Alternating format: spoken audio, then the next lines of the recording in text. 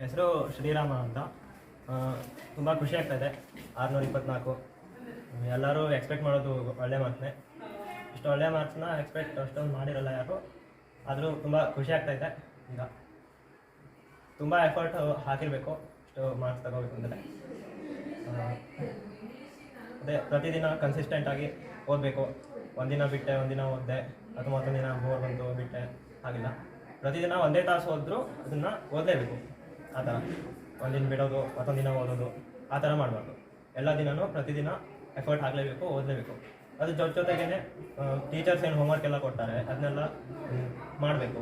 Project ಕೊಟ್ಟಿರೋದಿರ್ಬೋದು, homework ಕೊಟ್ಟಿರೋದು, notes ಎಲ್ಲ ಕೊಟ್ಟರೆ ಅದನ್ನೆಲ್ಲ ಚೆನ್ನಾಗಿ ಬರೆಯೋದು, ಓದ್ಕೊಳ್ಳೋದು, ಎಲ್ಲದನ್ನು ನಿಷ್ಠೆಯಿಂದ ಮಾಡಬೇಕು, ಪ್ರಾಮಾಣಿಕತೆಯಿಂದ. ಅದರಿಂದನೇ ಏನೇ ಸಕ್ಸಸ್ ಸಿಗೋದಿದ್ರು, ಯಾವುದೇ ಫೀಲ್ಡಲ್ಲಿದ್ದರೂ ಸಕ್ಸಸ್ ಸಿಗೋದು ಅದರಿಂದಲೇ. ಪ್ರಾಮಾಣಿಕತೆ ಬೇಕು, ಎಫರ್ಟ್ ಹಾಕಬೇಕು, ಕನ್ಸಿಸ್ಟೆನ್ಸಿ ಇರಬೇಕು, ಡಿಟರ್ಮಿನೇಷನ್ನು, ಇವೆಲ್ಲ ಇಂಪಾರ್ಟೆಂಟು ಅಂತ ಅನಿಸುತ್ತೆ. ಹೆಸರು ಶ್ರೀರಾಮ ಅಂತ. ತುಂಬ ಖುಷಿ ಆಗ್ತಾಯಿದೆ. 624 ಎಲ್ಲರೂ ಎಕ್ಸ್ಪೆಕ್ಟ್ ಮಾಡೋದು ಒಳ್ಳೆ ಮಾರ್ಕ್ಸ್ನೇ. ಇಷ್ಟು ಒಳ್ಳೆ ಮಾರ್ಕ್ಸ್ನ ಎಕ್ಸ್ಪೆಕ್ಟ್ ಅಷ್ಟೊಂದು ಮಾಡಿರಲ್ಲ ಯಾರು. ಆದರೂ ತುಂಬ ಖುಷಿ ಆಗ್ತಾಯಿದೆ. ಈಗ ತುಂಬ ಎಫರ್ಟ್ ಹಾಕಿರಬೇಕು ಇಷ್ಟು ಮಾರ್ಕ್ಸ್ ತಗೋಬೇಕು ಅಂದರೆ. ಅದೇ ಪ್ರತಿದಿನ ಕನ್ಸಿಸ್ಟೆಂಟಾಗಿ ಓದಬೇಕು.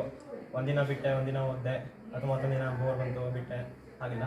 ಪ್ರತಿದಿನ ಒಂದೇ ತಾಸು ಓದಿದ್ರು ಅದನ್ನು ಓದಲೇಬೇಕು. ಆ ಥರ